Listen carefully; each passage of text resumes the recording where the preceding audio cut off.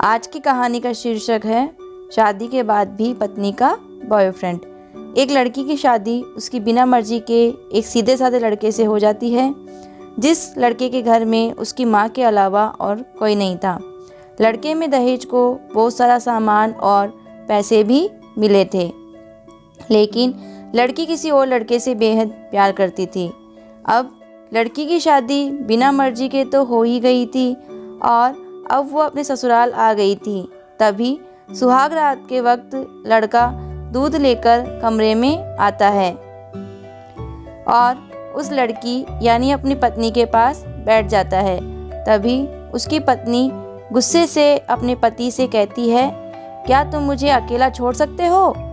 उसकी ये बात सुनकर उसका पति बहुत दुखी होता है, लेकिन फिर भी वो खुशी से ये कहता है, नहीं तुम आराम करो, मैं तो सिर्फ तुम्हारे लिए दूध लेकर आया था। ये कहकर वो कमरे से बाहर चला जाता है। लड़की मन मारकर ही रह जाती है, क्योंकि लड़की चाहती थी कि उसने झगड़ा क्यों नहीं किया ताकि वो उस गंवार से तलाक ले सके।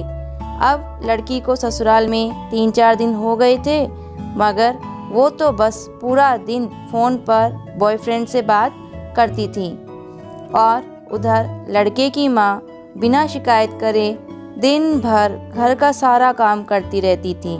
वह सबके लिए खाना भी खुद ही बनाती थी, फिर भी उसकी माँ के चेहरे पर हर वक्त मुस्कुराहट ही रहती थी। लड़का एक कंपनी में छोटी सी नौकरी करता था। वह बेहद ही ईमानदार और मेहनती था। सुबह अपने काम पर जाता और शाम को थका हारा घर आता, मगर उसकी पत्नी उसे एक भी गिलास पानी भी नहीं पूछती थी। अब लड़के और लड़की की शादी को करीब 1 महीना हो गया था, मगर अब तक वो दोनों एक साथ कभी नहीं सोए थे। वैसे लड़का बहुत ही शांत स्वभाव का था, इसलिए वह अपनी पत्नी को कुछ भी नहीं कहता था। फिर भी वह अपनी पत्नी को खुद ही खाना डाल कर देता था, मगर उसकी पत्नी उनके साथ बैठकर खाना कभी भी नहीं खाती थी। वह अपना खाना अपने कमरे में अलग बैठकर खाती थी। लड़की को दहेज में एक स्कूटी भी मिली थी। लड़का जैसे ही अपने काम पर निकल जाता, उसके आधे घंटे बाद ही लड़की भी अपनी स्कूटी लेकर अपने बॉयफ्रेंड से मिलने चली जाती थी और लड़के के आने से पहले ही वो अपने ससुराल वापस आ जाती थी। एक दिन लड़के की काम की छुट्टी थी और वह घर पर ही था, तो लड़की ने अच्छे भले खाने को भी गंदा कह के अपनी सासू माँ को उल्टा सीधा कहकर खाने को बाहर फेंक देती थी। ये सब देखकर लड़के को बहुत ही गुस्सा आता है और वह गुस्से गुस्से में अपनी पत्नी पर हाथ उठा देता है, मगर उसकी माँ फिर भी अपने बेटे को ही डांटती है। इधर लड़की को झगड़े का एक बहाना ही चाहिए था, जो कि उसे मिल गया था। तभी वो बिना बोले अपनी स्कूटी लेकर अपने बॉयफ्रेंड के पास चली जाती है और अपने बॉयफ्रेंड के पास जाकर कहती है कि अब एक पल भी मुझे उस घर में नहीं रहना। आज उस गंवार ने मुझ पर हाथ उठाकर अच्छा नहीं किया।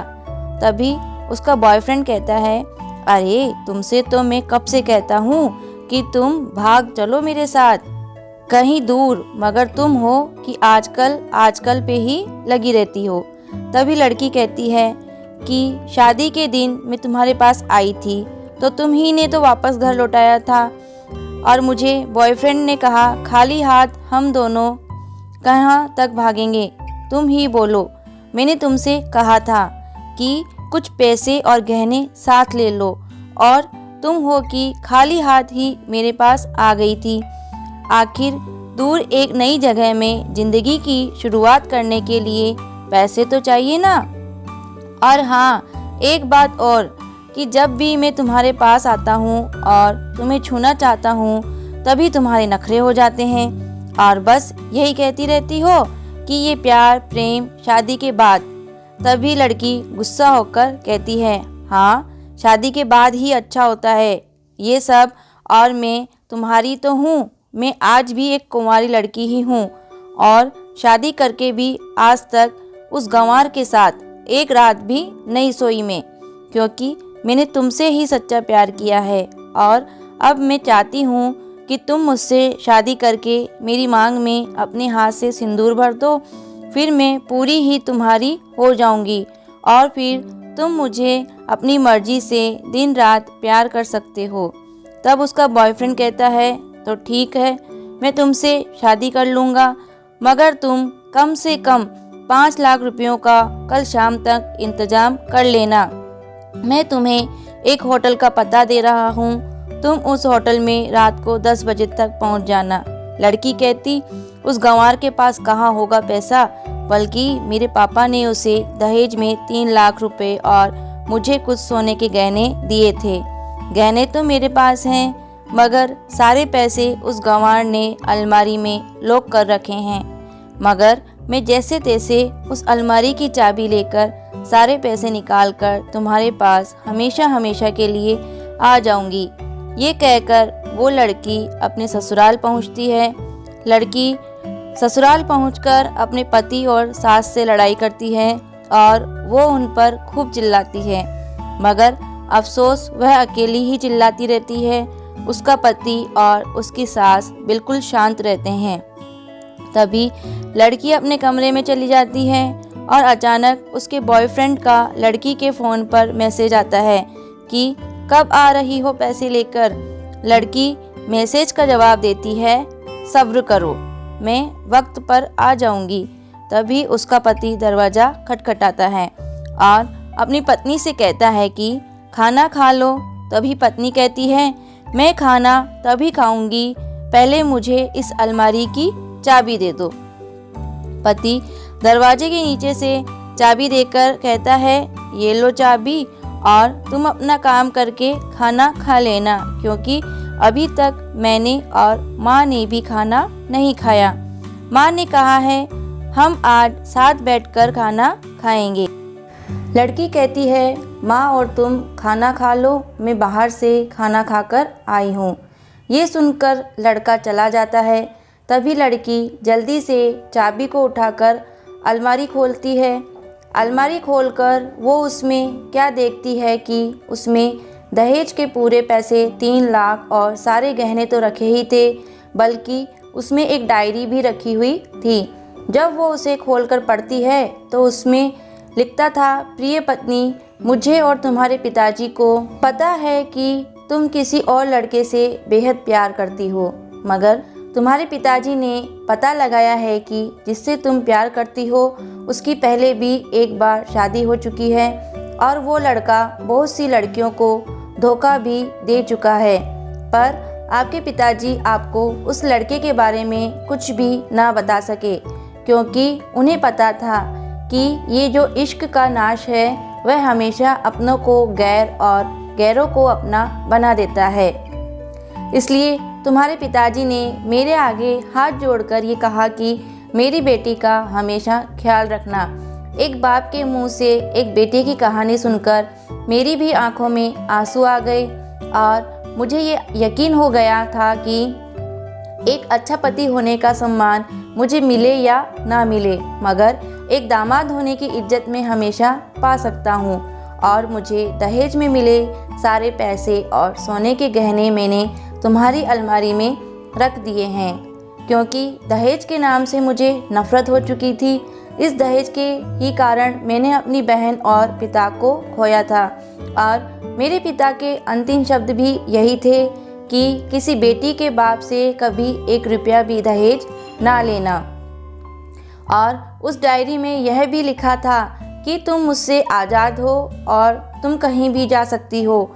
डायरी के बीच के पन्नों में तलाक के पेपर रखे हैं, जहां मैंने पहले ही अपने साइन कर दिए हैं। जब तुम्हें लगे कि अब इस गंवार के साथ नहीं रहना, तब तुम भी इस तलाक के पेपर पर साइन करके अपने सारे पैसे और जेवर लेकर जा सकती हो। लड़की डायरी पढ़कर हैरान थी और परेशान भी थी। ना चाहते हुए भी उसके गंवार पति के शब्दों ने उसके दिल को छू लिया था। अब वो ना चाहते हुए भी गंवार पति के अनदेखे प्यार को वो महसूस करने लगी थी। वह फूट फूट के रोने लगी। डायरी में आगे लिखा था कि मैंने तुम्हें इसलिए मारा क्योंकि आपने माँ को गाली दी, और जो बेटा खुद के आगे अपनी माँ की बेइज्जती होते सहन कर ले, फिर वह बेटा ही कैसा। इसलिए मुझे माफ़ कर देना, क्योंकि मेरे लिए माँ का दर्जा सबसे बड़ा है और आपको मैं दुल्हन बनाकर अपना हमसफ़र बनाने लाया हूँ, आपसे ज़बरदस्ती करने नहीं। आपको मुझसे प्यार हो ना हो, लेकिन मैं अंत तक सिर्फ तुमसे ही प्रेम करता रहूँगा। अब फैसला तुम्हारे ही हाथों में है। अब लड़की दुल्हन बन चुकी थी और उसकी आंखों से आंसू बह रहे थे। अचानक लड़की के बॉयफ्रेंड का फ़ोन आता है। तभी गुस्से में लड़की अपने फ़ोन को स्विच ऑफ करके फ़ोन का सिम कार्ड तोड़ देती है। अब उसे सब समझ आ गया था कि जिससे वो बेहद प्यार करती थी, उसे तो सिर्फ पैसे से ही प्यार था, और सच्चा प्यार करने वाला तो मेरा पति ही था, जिसने सिर्फ मेरे पापा की इज्जत रखने के लिए ही मुझसे शादी कर ली, और उसे मेरा एक बॉयफ्रेंड है पता होने के बाद भी मुझसे इतना प्यार किया। मैं अपने पति का प्यार क्यों नहीं समझ पाई। ये सब सोचकर वह रोती रही। फिर उसने रोते हुए अलमारी का सारा सामान जैसा था वैसे ही रखकर न जाने कब सो गई। अगले दिन उसकी पत्नी सुबह देर से जागी। तब तक उसका पति ऑफिस जा चुका था। तभी पहले नहा धोकर उसने साड़ी पहनी, फिर लंबा सा अपनी मांग में सिंदूर लगाया, जबकि पहले एक बिंदी जैसी साइड पे सिंदूर लगाती थी ताकि कोई लड़का ध्यान ना दे और किसी को ये पता ना चल जाए कि वो एक शादीशुदा है। मगर आज तो 10 किलोमीटर से भी अधिक दिखाई दे ऐसी लंबी और गाढ़ी सिंदूर लगाई थी। फिर उसने अपना मंगलसूत्र पहना और किचन में जाकर सासू माँ को ज़बरदस्ती कमरे में आराम करने भेज देती है और खुद अकेले ही सबका खाना बनाती है। पहले सासू माँ को खाना खिलाती है और फिर अपने पति को फ़ोन करके उसके ऑफ़िस का पता पूछती है। उसका पति उसको ऑफ़िस का पता देते हुए सोचता है कि कहीं उसकी पत्नी ने तलाक देने का फ़ैसला तो नहीं कर लिया, मगर उसे कहाँ पता था कि वो अब सुधर गई है और उसे ही अपना पति मान चुकी है। इतने में ही उसकी पत्नी स्कूटी लेकर उसके ऑफिस खाना लेकर पहुंच जाती है। पत्नी को देखकर पति हैरान हो जाता है। तभी वो अपनी पत्नी से पूछता है, सब ठीक है ना? माँ ने तुमसे कुछ कह तो नहीं दिया? उसका पति सवाल पर सवाल पूछे जा रहा था। तभी अचानक पत्नी सबके सामने अपने पति के सीने से लिपट जाती है और उससे कहती है कि सब ठीक है, मगर मुझे तुमसे कुछ कहना है। पति कहता है, हाँ कहो। तब पत्नी सबके सामने कहती है, आई लव यू मेरे प्यारे पति, I love you for ever.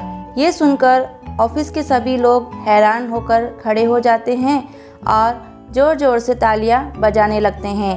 तब पत्नी सबके सामने अपने पति का हाथ पकड़कर कहती है कि अब 1 महीने तक मेरे पतिदेव ऑफिस में दिखाई नहीं देंगे।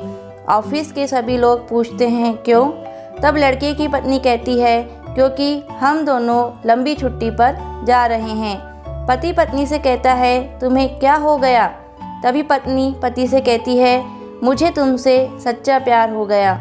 ये कहकर वो उसके सीने से दोबारा लिपट जाती है, जहाँ से वो अपने गंवार पति से कभी भी जुदा ना हो पाए।